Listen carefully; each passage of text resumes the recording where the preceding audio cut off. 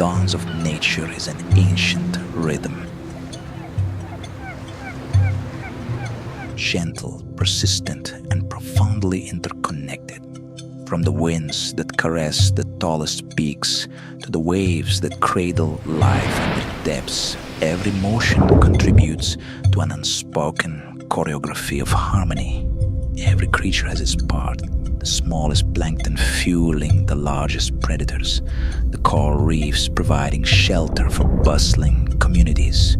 Each flick of a tail, each sweep of a fin is woven into a silent momentum, beating in time with the rhythm of nature. But sometimes everything goes to hell. On the wind-battered shores of the Faroe Islands, an ancient ritual waits in the shadows. Dolphins, unaware of the dread that looms, approach shallow waters. In the blink of an eye, the calm shadows, and the sea turns vicious, stained red under a sky that seems to darken with every shriek of the wind.